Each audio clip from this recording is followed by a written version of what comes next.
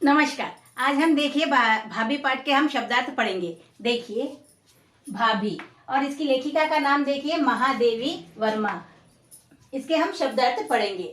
देखिए चीर, चीर का अर्थ देखिए वस्त्र होता है। वस्त्र धोती या सूती कपड़ा। देखिए आज से 100 साल पहले जो लोग कपड़े पहनते थे हमारे देश में, वो सूती कपड़े पहनते थे, यानी कि कॉटन के कपड़े पहनते थे, तो उसे हम चीर कहेंगे। जो स्त्रियां पहनती थी उसे चीर कहते, और उसे देखिए स्त्रियां और पुरुष दोनों पहन सकते हैं, तो उसे हम कहेंगे चीर।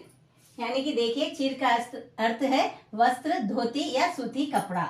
विस्मय विमुग्ध होना। देखिए विस्मय विमुग्ध होने का अर्थ है देखिए आश्चर्यचकित होना या हैरानी होना। देखिए जब हम कोई नई बात सुनते हैं या किसी के बारे में बहुत अच्छी बात सुनते हैं तो देखिए हम आश्चर्य में पड़ जाते हैं, यानी कि आश्चर्यचकित होना, यानी कि हैरान होना या हमें अजूबा लगना, नया नया लगना, तो आश्चर्य में पड़ जाना।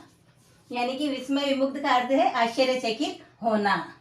ईर्ष्या, ईर्ष्या का अर्थ देखिए जलन की भावना रखना। यानी कि देखिए कुछ लोग को देखिए अब बहुत ज्यादा तरक्की करते जाते हैं, अपने जीवन में परिश्रम करके मेहनत करके वे आगे बढ़ते जाते हैं, तब कुछ लोग ऐसे होते हैं उन्हें देखकर उन्हें जलन की भावना होती है, उन्हें जलन होती है, तो ऐसे लोगों को यहाँ पर जो शब्द का प्रयोग किया जाता है वो ईर्ष्या है। यानी कि देखिए यहाँ पर ईर्ष्या का अर्थ है जलन की भावना रखना। कांतिहीन, कांतिहीन का अर्थ है बिना कांति का। देखिए किसी व्यक्ति के चेहरे पर या किसी लड़की है या कोई औरत है, तो अगर वहाँ बहुत ज्यादा उदास है, तो उसका उदास है, वहाँ वो थोड़ी परेशान है, तो देखिए उसका जो चेहरा होता है कांतिहीन होता है, यानी कि उसके चेहरे पर चमक नहीं होती है, तेज नहीं होता है, तो ऐसे ऐसे चेहरे को हम कहेंगे कांतिहीन। देखिए यहाँ पर कांतिहीन का अर्थ है बिना कांति का, यानी कि चेहरे पर चमक नहीं होना, तेज नहीं होना।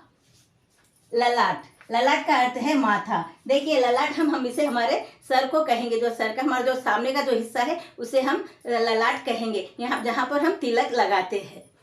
देखिए बेसुध, बेसुध का अर्थ है अचेत, बेहोश, बेखबर। यानी बेसुध का अर्थ देखिए अचेत होना या बेहोश हो जाना, या अपने देखिए बेखबर या बेहोश होना, यानी कि अपना यानी कि अपनी जो चेतना है उसे खो देना, उसे हम कहेंगे बेहोश। मुद्रा, मुद्रा का देखिए अलग अलग समय पर अलग अलग परिस्थितियों में अलग अलग इसका प्रयोग किया जाता है। देखिए मुद्रा, रुपया, सिक्का, मोहर, सिर। देखिए यहाँ पर देखिए अलग अलग परिस्थिति, अगर हम कुछ खरीदना चाहते हैं, अगर हम कुछ वस्तु देकर मुद्रा देकर हम खरीदते हैं तो हम मुद्रा यानी कि रुपये है। अगर हम सरकारी काम के लिए जो मुद्रा प्रयोग करते तो उसे हम कहेंगे मोहर या सिर, उसे हम कहेंगे। सहानुभूति, सहानुभूति का अर्थ है हमदर्दी, दया। देखिए यहाँ पर हम अगर किसी को देखिए, जब कोई व्यक्ति बहुत ज़्यादा दुखी हो जाते हैं तो बहुत परेशान हो जाते हैं, बहुत दुखी होता है, तो उसे देखकर हमारा मन भी दुखी हो जाता है, तो ये एक प्रकार की सहानुभूति है। हम उन्हें देखकर, दुखी व्यक्ति को देखकर हम भी दुखी हो जाते हैं और हमारे मन में उनके लिए दया उमड़ पड़ती है, तो ये वर्ड का नाम है यहाँ पर सहानुभूति।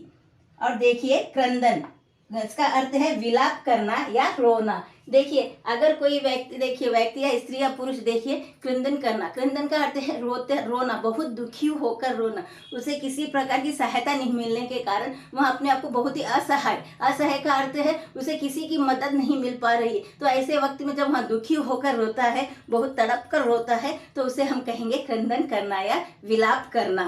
तो इसी प्रकार के वीडियोस देखते रहने के लिए लाइक करें, शेयर करें और सब्सक्राइब भी जरूर करें। धन्यवाद।